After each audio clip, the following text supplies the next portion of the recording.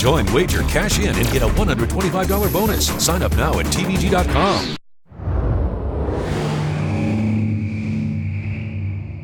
Normally on the year in review, it's a very rigid, tight format. We have every race accounted for, pretty much every word, second, and minute accounted for. We thought we'd do something a little bit different in 2013 with just an open-ended question, let you guys have at it, and that is, what was the best in 2013? Doesn't even necessarily have to be a race, maybe an experience that you had. Joining me to talk about that, Tom Cassidy, Paul LaDuca, and the guy with the upside-down candy cane tie, Gino Bacola. If the candy canes are upside down, all the luck's going to run out. You got to be careful. I got so many Christmas ties at home right now, Todd. It's like it's a go-to Christmas gift that many people go. They know that I'm always going to wear a tie, so why not give me a Christmas one? So. You wear it well. Thank you. And 2013, best of. Let's start with you, TC. Well, I was able to spend the summer at Monmouth Park at home, and I had a great summer there. And the horse that really sticks out to me from the meeting in Oceanport, New Jersey, is Laughing. The 5-year-old mare going out for Alan Goldberg, who made her 2013 debut in the Grade 3 Eatontown, starting a 2013 campaign where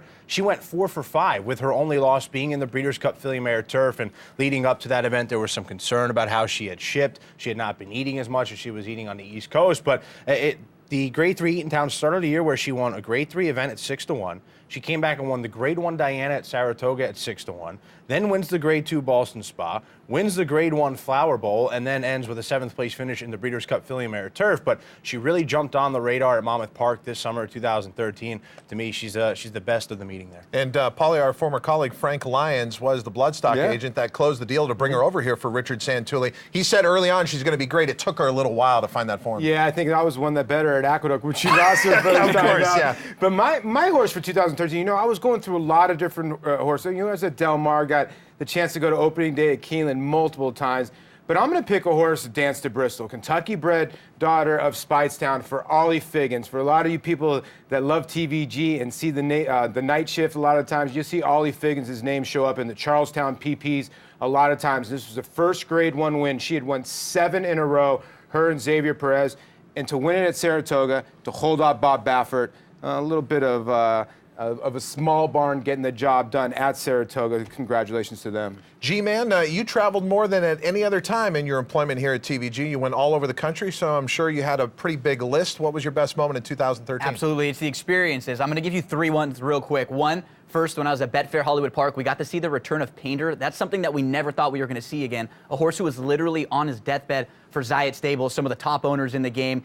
Getting to see him win in the joy that they had with their connections, owner, trainer, Bob Baffer, and Mr. Zayat, they were pumped. That was a great experience. And then 2 trips that I took. One, anytime you take a trip with Matt Carruthers, it's going to be great. Yeah. So when I went to Presque Isle with Maddie and we got to see Groupie Doll, who we both thought tailed off. We weren't sure if it was the same Groupie Doll as last year. She really proved us wrong when she won the Breeders' Cup at the end of the year. And then getting the chance to go back to Delta Downs, where I got to go see the Delta Jackpot last year. That was a race that in 2012, it produced 3 2013 Kentucky Derby starters. Golden Sense, who won the race, had an unbelievable year, just won the Breeders' Cup Dirt Mile. He was in the Derby. My Loot and It's My Lucky Day. So now when I got to go back in 2013, Tom Amis won with Rise Up. Be very interesting to see what plays forward from the 2013 Delta Jackpot. Well, Gino, I just hope in 2014 you work on your enthusiasm. No. We need you to crack it up a little bit. One thing I don't care. I don't care. And I'll tell you what, Wise Dan was a horse you had to be enthusiastic about. His Woodbine Mile was sensational. Look, very close to a world record in there. But I have to tell you, just as moving as his performance was owner Morton Fink afterwards. In fact, Mr. Fink just turned 84 this December. I had a chance to meet him and his wife Elaine when they were at Keeneland in the fall meet. Unfortunately, Wise Dan lost there.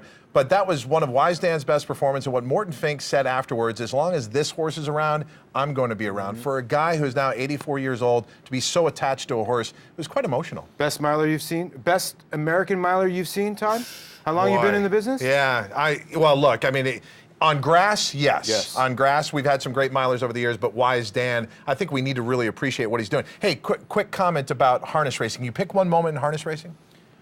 The TVG free-for-all championship final, where it was foiled again. the old man, they called him, against Captain Treacherous, the 3-year-old, taking on older company. And Captain Treacherous would end up not really being much of a factor in the end. Foiled again, looks like he gets passed by Golden Receiver, comes back and gets up on the wire. What's your favorite memory of 2013? Talk about it with your friends. These are my friends here at TVG, and that's how we look back at the year that was.